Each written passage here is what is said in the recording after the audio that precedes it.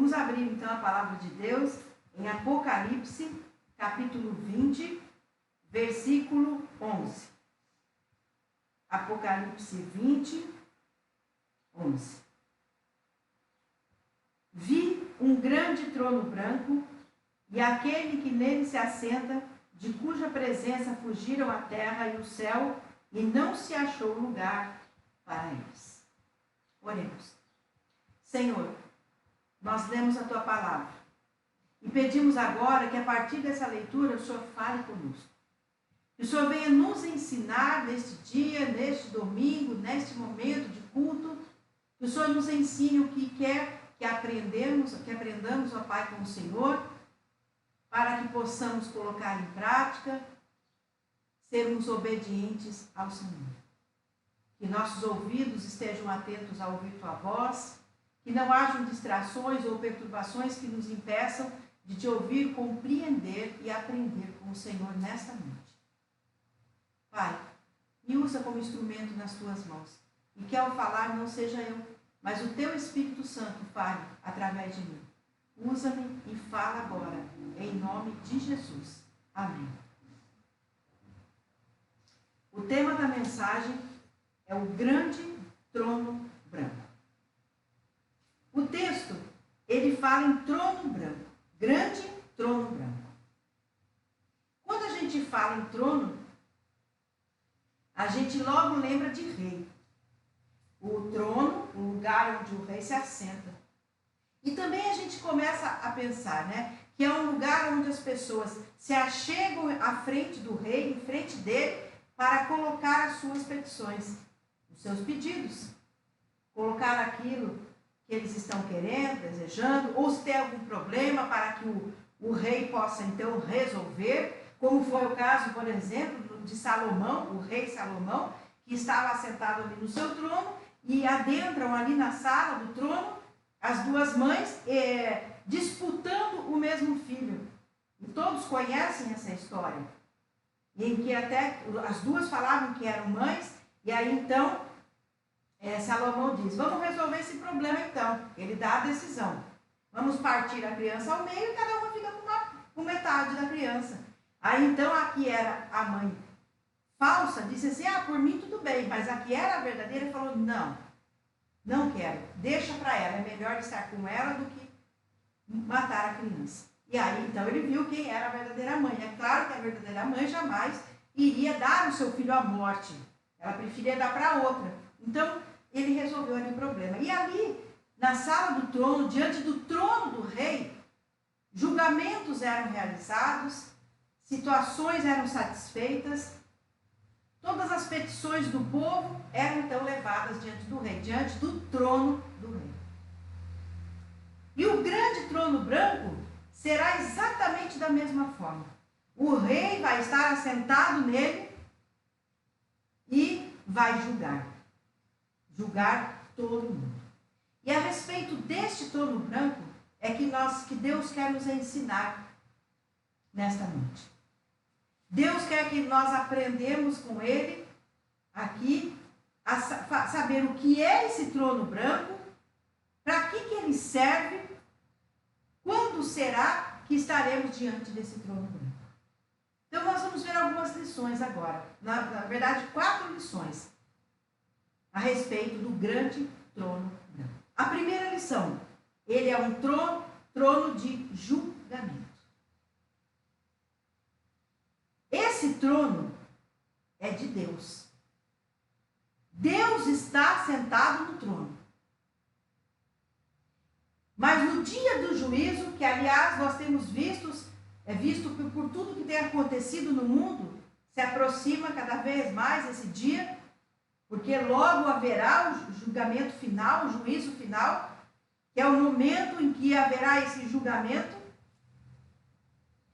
Deus, ele já está sentado no trono. Inclusive a Bíblia fala que Jesus, quando ascendeu aos céus, ou seja, quando ele foi para o céu, ele está assentado à direita de Deus Pai. Então Deus Pai está no trono e Jesus à sua direita. Mas no dia do julgamento, ali ele está sendo preparado para julgar a toda a humanidade. Então, é um trono de julgamento. Então, quando eu falo, vi um grande trono branco, ou seja, esse grande trono branco é um trono de julgamento. Segunda lição. Quem é o juiz? Quem é o rei que vai estar assentado nesse trono branco? O juiz que foi escolhido por Deus para estar assentado é Jesus Cristo. Então, Deus escolheu o seu Filho para assentar no grande trono branco e ser o justo juiz. Por que justo juiz? Primeiro, o juiz, porque o rei, vamos analisar aqui. O rei, ele fazia a figura de um juiz, porque ele dava as sentenças, ele dava as decisões. Então, tudo era levado até ele, as petições eram levadas até ele, e ele, mediante as provas que ele tinha ali, ele dava a decisão final. Então, Jesus é esse rei, é o justo juiz. Ele vai julgar diante das provas o que foi trazido até ele, o que for levado até ele no dia do julgamento final. Então, vai ser levado tudo o que você fez, o que eu fiz, a nossa vida toda. Quais foram nossas falhas, nossos erros, nossos acertos, aquilo que fizemos de acordo com a vontade de Deus, aquilo que não fizemos de acordo com a vontade de Deus. E essas serão as provas. O juiz, agora a pessoa humana, os juízes de direito, eles julgam mediante provas. Tudo que é peticionado no processo, nos autos do processo, tudo que é levado ali, então o juiz vai analisar o que está dentro do processo e aí vai dar a decisão final, baseado no que for levado até ele. E a mesma coisa será no dia do juízo final. Serão levados até Jesus todas as provas da nossa vida. Tudo que realmente fizemos ou deixamos de fazer. Por isso, a necessidade de estarmos conectados com Deus a todo momento. Se errarmos, procurar não errar, não pecar. Mas quando errar e pecar, arrependermos de verdade e pedirmos perdão. Porque quando nós nos arrependemos, pedimos perdão e não erramos mais, aquilo está cancelado. E não vai atrapalhar a nossa sentença no final. Agora, se não fizermos isso, persistirmos no erro, persistirmos no pecado, não nos arrependermos, não pedimos perdão, isso vai afetar totalmente no juízo final. Então, o juiz escolhido é Jesus. E por que ele é justo juiz? O que é fazer justiça? Fazer justiça é dar a cada um segundo a pessoa merece.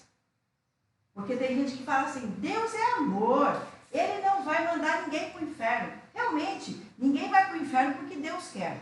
Porque se fosse da vontade de Deus, toda a humanidade povoaria o céu. Porém, as pessoas é quem escolhe se querem ir para o céu ou para o inferno. Só que no dia do juízo, Jesus não vai ter outra saída se a pessoa não andou de acordo com o que ele fala que seria o correto para ter a vida eterna. Ele não vai poder mandar a pessoa para o céu se a pessoa não andou de acordo com ele explica na Bíblia, que nós sabemos, aceitar a Jesus como único e suficiente Salvador, viver uma vida em santidade. Então, se a pessoa não agir assim, no dia, Jesus vai dar a sentença, de acordo com a vida da pessoa. Então, por isso que ele é justo juiz. Terceira lição. Quem vai ser julgado? Tem vários textos na Bíblia que falam a respeito disso. Vamos ler o texto aqui de João, capítulo 5, versículos 27 a 30. João 5, 27 a 30. E lhe deu autoridade para julgar, porque é o Filho do Homem. Esse 27, inclusive, ele comprova a lição anterior, que quem foi escolhido é Jesus, né? Mas continuando. Não vos maravilheis disto, porque vem a hora em que todos os que se acham nos túmulos ouvirão a sua voz e sairão. Os que tiverem feito bem para a ressurreição da vida, e os que tiverem praticado mal para a ressurreição do juízo. Eu nada posso fazer de mim mesmo, na forma por que ouço, julgo. O meu juízo é justo, porque não procura a minha própria vontade, e sim daquele que me enviou. Então, o que a gente percebe com esses textos? Que todos serão julgados. Todos os que fizeram mal, toda pessoa vai estar diante de Jesus. Também em Romanos 2:12. Romanos 2:12. Assim, pois, todos os que pecaram sem lei, também sem lei perecerão. E todos os que com lei pecaram, mediante lei, serão julgados. Então, o que a gente percebe? Que realmente toda a humanidade vai estar diante do trono branco. Vai ser julgado. E ainda, perto do texto que nós lemos de Apocalipse, né? O texto que nós lemos de Apocalipse, bem próximo. Nós lemos o versículo 11 do capítulo 20, e agora nós vamos ler o versículo 12. Vi também os mortos, os grandes e os pequenos, postos em pé diante do trono. Então se abriram livros, ainda outro livro, o livro da vida, foi aberto. E os mortos foram julgados segundo as suas obras, conforme o que se achava escrito nos livros. Então vejam, por todos esses versículos que nós lemos, quem vai ser julgado? Toda a humanidade. Vocês vejam aqui por esse último versículo que foram abertos livros e depois outro livro. Mas então não é só o livro da vida que vai ser aberto?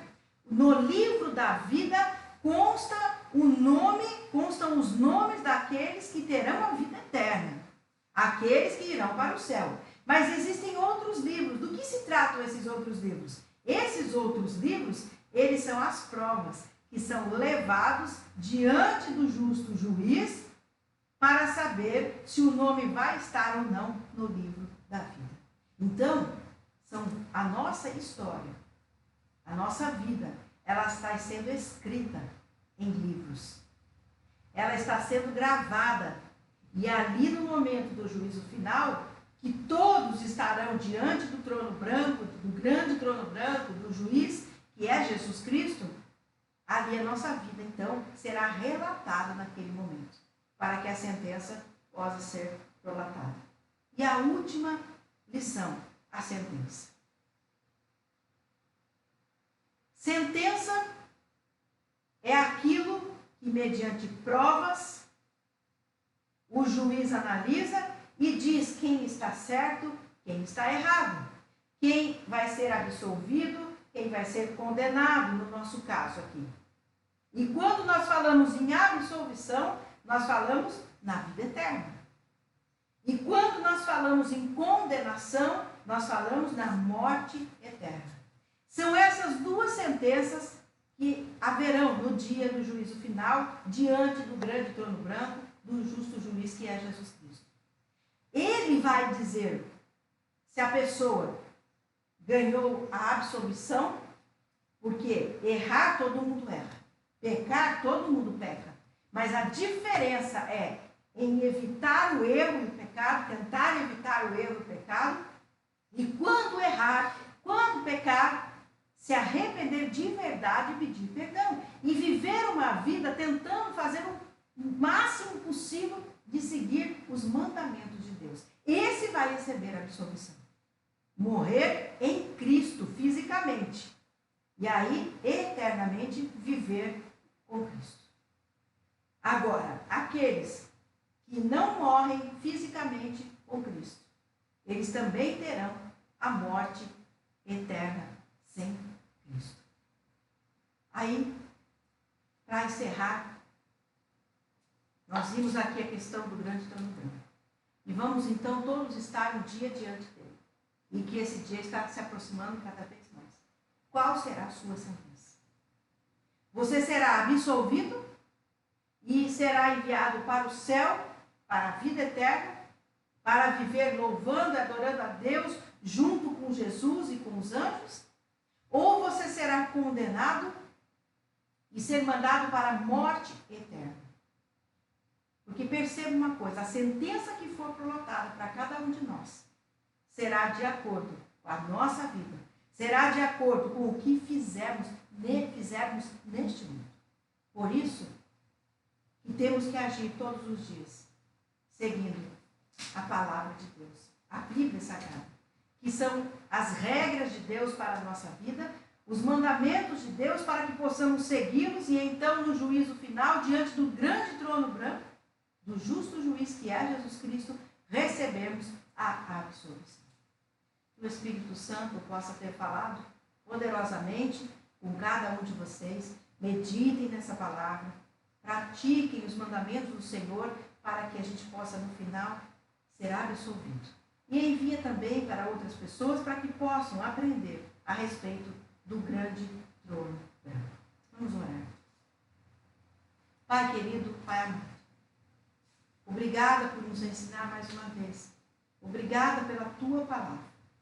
Que possamos, ó Deus, andar segundo a Tua vontade, segundo as Tuas regras e mandamentos, para que no grande dia do juízo, diante do grande trono branco, diante de Jesus Cristo, que é o juiz, justo juiz, que nós possamos receber a sentença de absolvição e ouvir: filho meu, filha minha, vai para o gozo eterno.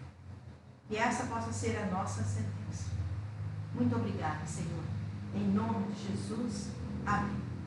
Nós já vamos estar orando para encerrar o culto e vocês possam ter uma semana muito abençoada com Jesus Cristo, Ele sendo seu guia, seu condutor, seu protetor, livrando de todo mal e derramando sobre vocês as bênçãos sem medidas.